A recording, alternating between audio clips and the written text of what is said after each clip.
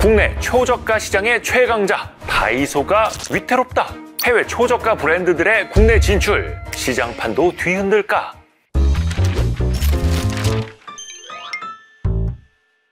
요즘 한국 시장의 특징이요, 중간이 없다는 겁니다. 싸거나 비싸거나 둘 중 하나라는 건데요.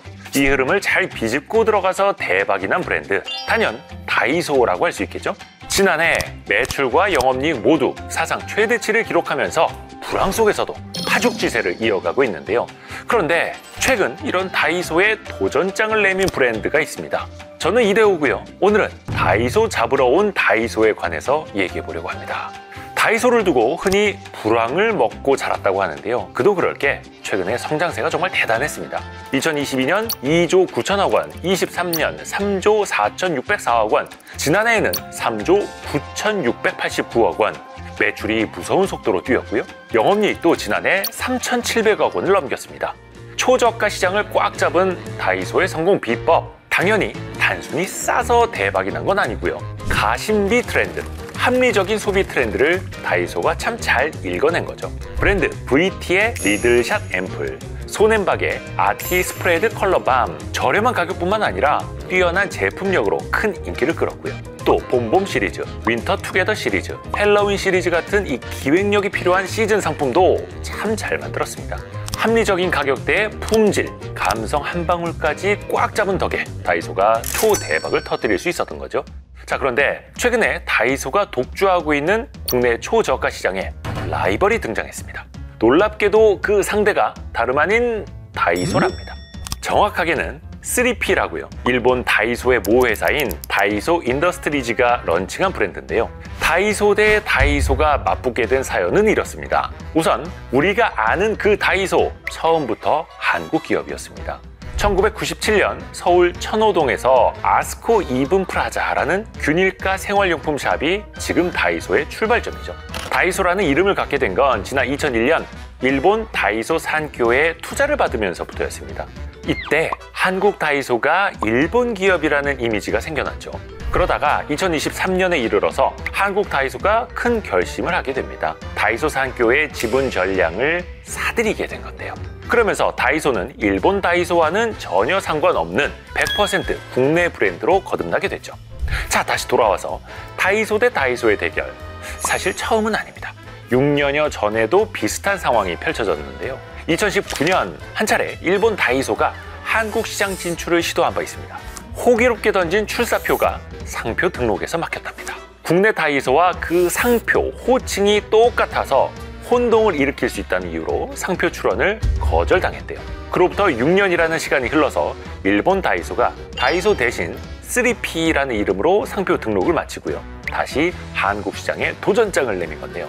그런데 대체 3P가 뭔데 싶으시죠? 우선 일본의 다이소는 많이들 익숙하실 겁니다. 균일가 매장의 대표주자, 일본 초저가 시장의 부흥을 이끈 백엔샵이라고 할 수 있죠. 3P는요, 그보다 가격이 조금 더 나가는 300엔대 제품에 집중하고 있습니다. 왜 가격대가 다른가? 3P는요, 균일가 용품점을 중심으로 하는 일본 초저가 시장 내에서 좀 프리미엄 이미지를 구축하려고 애쓰고 있거든요. 단순히 가격 대비 쓸만하다는 인식을 넘어서 품질도 좋고 디자인도 훌륭한 브랜드로 자리매김하고 있는 겁니다.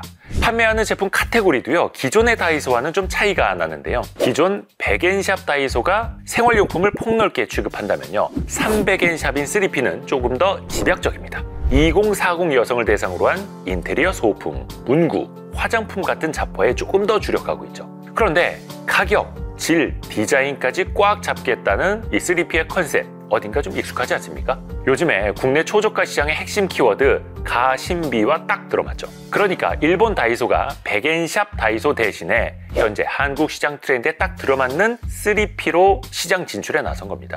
여기서 좀 궁금해지는 건요, 일본 다이소가 왜 한국 초저가 시장에 도전장을 내미냐는 겁니다. 일단 현재 일본의 초저가 시장, 생각보다 상황이 좋지 못하답니다. 우리나라 다이소가 불황을 먹고 자란 것처럼 일본의 백엔샵도 잃어버린 30년 동안 덩치를 불려왔는데요. 다이소 말고도요, 세리아, 캔두, 와츠, 일본의 조저가 시장을 대표하는 백엔샵들이 참 많습니다. 2023년에는요, 이 백엔샵 시장 규모가 사상 처음으로 1조 엔대를 넘어서기도 했습니다. 그런데 최근 오랫동안 순항하던 이 저가 시장에 한계가 찾아왔습니다. 문제는 비즈니스 모델에 있습니다. 기본적으로 백엔숍은 박리담회죠. 싸게 많이 팔아야 수익이 나는 구조인데요. 그런데 최근 몇 년 동안 이어진 엔저 현상, 그리고 우크라이나 전쟁으로 인한 원자재 가격 급등, 연이은 악재, 박리담회 수익 구조에 빨간불이 들어온 겁니다. 물가 상승 때문에 납품업체들이 더 이상은 그 납품가를 맞추기 어렵다고 아우성이었고요. 궁여지책으로 제품의 크기를 눈치채지 못하게 조금씩 줄이는 슈링크플레이션으로 비용 절감을 꾀하기도 했는데요. 그것마저 금세 한계에 다다랐죠.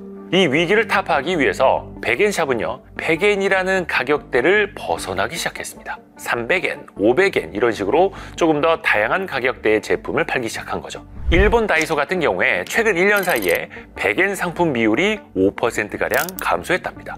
또 다이소는 더 나아가서 적극적인 해외 진출 전략을 펼치고 있는데요. 2024년 12월 기준 다이소의 해외 점포 수가 1000개를 넘었고요. 대만, 태국, 브라질에서는 벌써 긍정적인 신호가 잡힌다고 합니다. 그런 흐름 속에서 이번에는 한국이 타깃이 된 거죠. 주목할 만한 점은요, 다이소만 한국 시장을 노리는 게 아니라는 겁니다. 최근에 해외 저가 브랜드들이 우르르 한국으로 몰려들고 있습니다. 우선 돈키호테, 백엔샵만큼 초저가는 아니지만요, 저렴한 가격대로 생활용품부터 주류까지 다양한 제품을 구매할 수 있어서 일본 여행을 떠난 한국인들이 필수 코스로 들르는 브랜드이기도 합니다. 이런 돈키호테가 올해 처음 팝업 스토어 형태로 한국을 찾았는데요, 인기가 엄청났다고 합니다. 오픈런은 물론이고요, 팝업 스토어가 열린 그 여의도 더 현대에 긴 대기줄이 생겼답니다.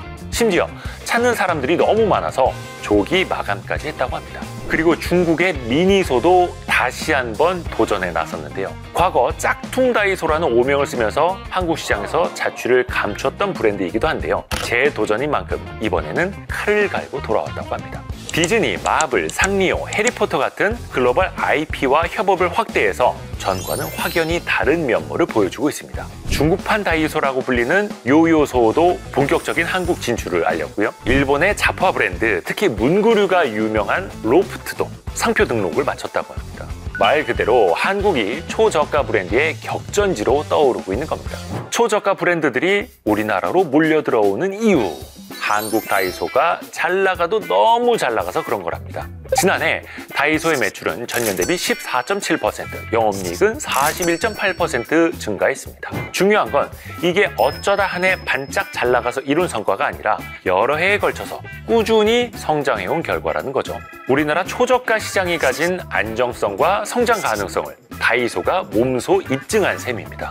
또 해외 브랜드 입장에서는 한국 시장만큼 훌륭한 테스트 베드가 따로 없거든요. 아시아권에서 소비자들의 가성비 민감도가 가장 높다고 평가받는 시장이 바로 한국입니다. 그렇다 보니까 해외 브랜드 입장에서 한국에서 통하면 다른 데서도 무조건 통한다, 이런 검증의 창구로 한국행을 택하는 거죠.